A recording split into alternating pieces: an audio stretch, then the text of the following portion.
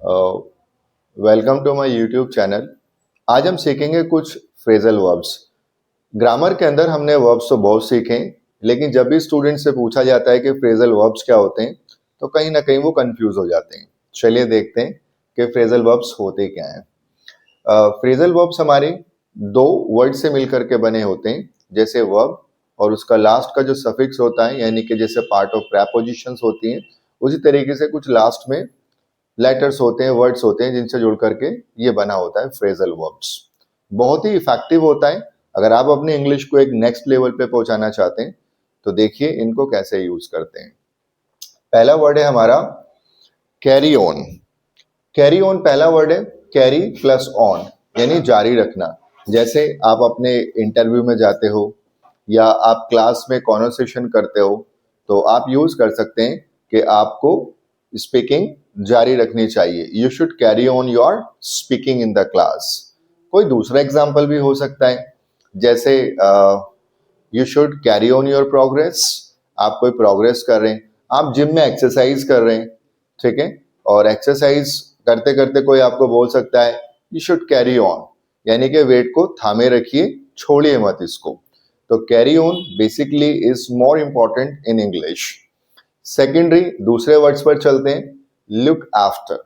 Look plus after दो word से मिलकर के बने, यानी देखभाल करना। इसमें केयर से कहीं ज्यादा होता है, केयर भी देखभाल करना है लेकिन लुक आफ्टर में ज्यादा ध्यान रखना। जैसे एग्जांपल, आप किसी पेशेंट को देखने के लिए गए हैं तो आप कह सकते हैं लुक आफ्टर योरसेल्फ। या आप अपने बच्चों को छोड़ करके जा रहे हैं मेड के पास में या अपनी किसी भी XYZ रिलेटिव के पास, या तो आप उनसे कह सकते हैं अपने बच्चों के लिए please look after my kids. Care भी यूज कर सकते हैं लेकिन look after is more better. Third word पर चलते हैं हम। Third word is called get up. Gate up और वेकअप। सो दो वर्ड से हमारे, गेट अप और वेकअप। गेट अप बेसिकली लोग इसमें डिफ्रेंशिएट ही नहीं कर पाते हैं, उनको अंतर नहीं पता लग पाता। आप बैठे हुए हो, मैं आपसे कहूँ get up and go out from the class, उठो और क्लास से बाहर जाओ। लेकिन मैं आपसे कहूँ वेकअप तो बिल्कुल गलत होगा। आप सो रहे हो और सोते सोते मैं आपसे कहूँ wake up, you will get late, तो उठ जाओ, लेट हो रहे हो आप या लेट हो जाओगे। तो आप यहाँ पर वेकअप का यूज करेंगे, ना कि गेटअप का।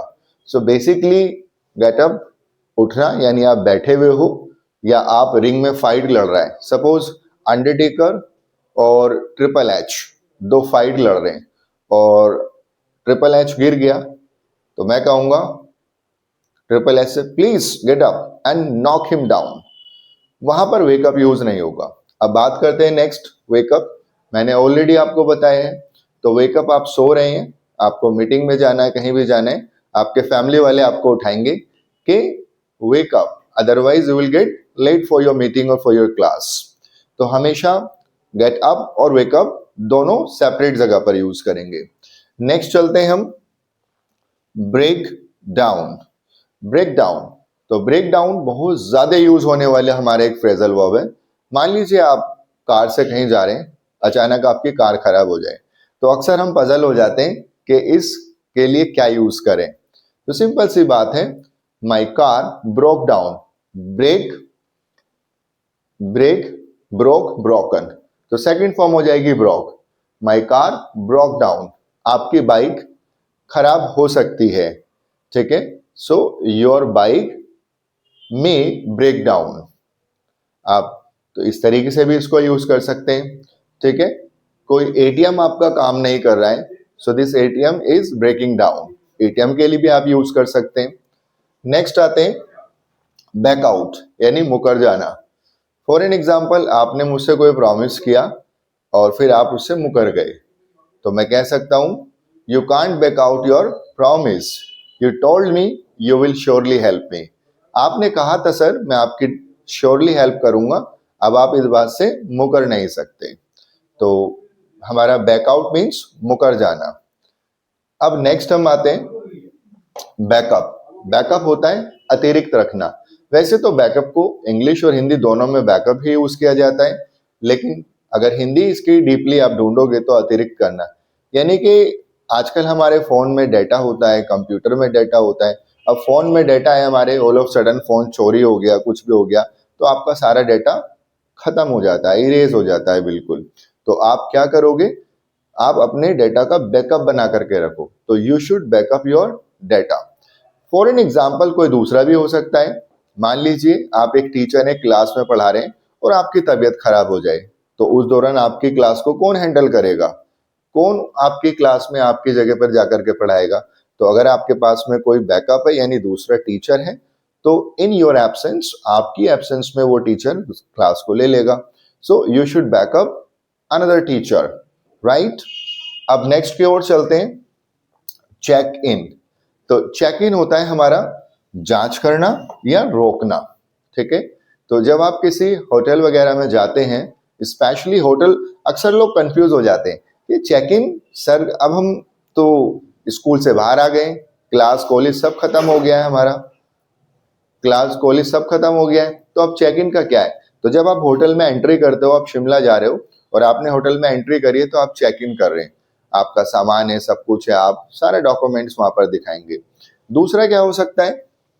कोई यानी कि आपको कोई सिक्योरिटी वगैरह रोके, वहां पर भी चेक इन का यूज कर सकते हैं।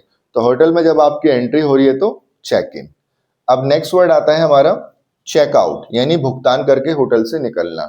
तो इट हैज टू मीनिंग्स। पहला मीनिंग क्या होगा कि आप जब होटल से बाहर निकलेंगे, मान लीजिए आप सैटरडे को आपने 10 बजे एंट्री करी और संडे को आप इवनिंग में निकल रहे हो, तो जब आपने सैटरडे को एंट्री करी तो चेक इन किया, और अब सैटरडे को जब संडे को आप बाहर निकल रहे हो तो आपने चेकआउट किया यहाँ से।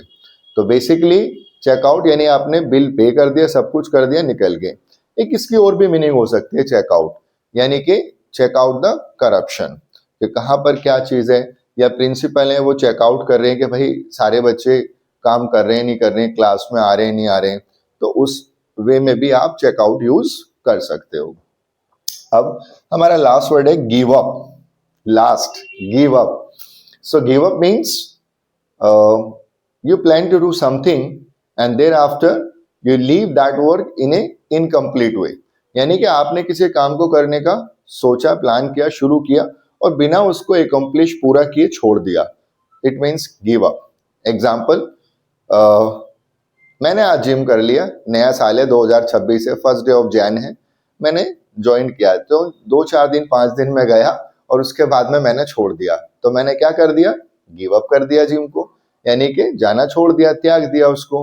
आपने इंग्लिश स्पीकिंग कोर्स में एडमिशन लिया, yes I have to enhance my English this time, definitely, एकदम पैशनेट होकर के आप 10 दिन 15 दिन गए और उसके बाद में आपने क्लास को कैरी ऑन नहीं रखा, यानी डिसकंटिन्यू कर दिया। व्हाट यू हैव डन, आपने क्या किया? गिव अप कर दिया।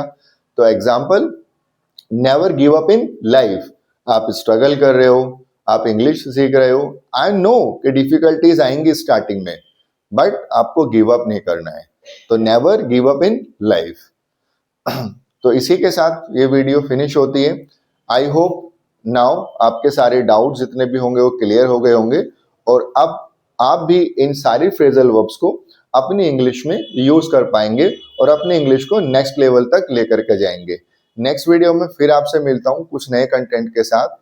Till that, have a good time.